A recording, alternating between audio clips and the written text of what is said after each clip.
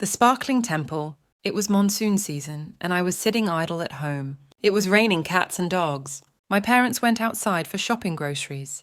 I was looking outside the window in my room. A golden, coloured temple was little far from our home. The clouds had just covered it. Nevertheless, from my house I could see it partially.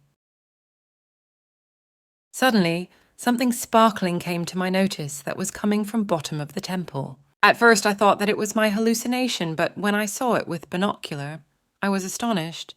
I decided to discuss it with Vivek, my best friend and classmate. I rang him. His mother picked the call and said, "Yes, who are you?" "Aunt, I am Risharaj, Vivek's classmate. Can you give the phone to him?" His mother gave the phone to Vivek, and I called him to my home. When he came, I showed him the sparkle. His reaction was also the same. We were wondering that why others could not see it. Suddenly, I went to other room and found that there was no reflection. I understood what had happened. It was visible only in a particular angle. In this case, coincidentally, it was coming to my room only. I was eager to know about the sparkling reflection. Vivek and I thought to visit the temple. I asked him to go home and get ready to meet me in the stairs of Building No. 3 of our lane. I wore my raincoat, took my magnifying glass, torch, and my waterproof smart watch. Vivek has been waiting there before me, taking his umbrella and smartwatch. Finally, we reached the destination. To our surprise, there was no one inside the temple, not even the head priest. I looked at my watch, but the time was 2 p.m. afternoon. We thought that head priest might be resting, but the door of his room was wide open and vacant. We realized that something strange happened there. We searched for the reflection and went behind the temple. The sparkle was coming out from an extremely large and deep hole. I got quite excited. However, there were no stairs to go down. Suddenly, my feet slipped, and I was going to fall, but there was support of a rock. When Vivek saw I was about to fall, he came running to help me. But, accidentally, he kicked a rock and found a button, which he clicked, and all the stairs rose up till my feet. We went down the stairs. Then I saw a right-sided arrow. We followed the arrow. I heard a deep voice coming from inside. I quickly told Vivek to go out of the place and wait for me. I whispered, "If I did not come out or send any signal through my smartwatch for next 20 minutes, please call the police." He agreed and did as was told.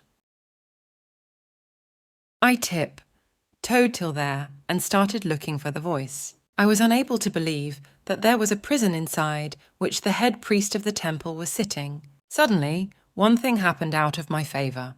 The time was 3 p.m., and my watch started sounding like a pendulum clock, loud, vibrating, and scary. Unfortunately, a dacoit noticed the sound and looked behind. He saw me. I went behind a wall and kept my leg outside so that he fell down. It happened according to my plan. Suddenly, a bunch of keys fell from his pocket, and I took it. I quickly tried to open the prison of head priest and released him. I told him to go out to Vivek and call the police. He looked worried about me, but I bravely told, "Leave everything to me, you go out." He ran out in a moment. I gave a sigh of relief. Then I heard more voices. I was about to search, but then thought of going behind the dacoit first, till the time he headed towards me and was about to hit me with a machete. I made a narrow escape and took a spear lying beside me. It was a great fight. I broke his machete with spear and made him unconscious. Then I started moving towards the sparkle. There was a huge box, which was covered with unbreakable glass, from which the sparkle was coming. Suddenly, I noticed a finger ring near it. I took it and thought, what could it be? After a while, I thought of a movie where the hero fits his ring in a lock and it would open. When I was wondering, the police came with Vivek and the head priest. They first made the dacoit come to consciousness and arrested him. Then the police inspector came to me and asked that what I was doing. I showed him the box and fitted the ring in the lock. It was a success and the box opened. I was not able to believe that the box was full of real treasure. Police also searched the voices of many more prisoners.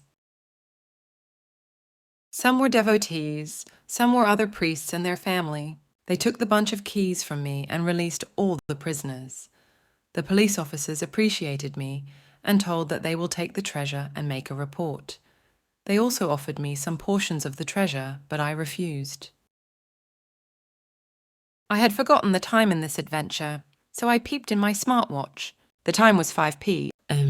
It was going to be dark, and my mom and dad would be searching for me.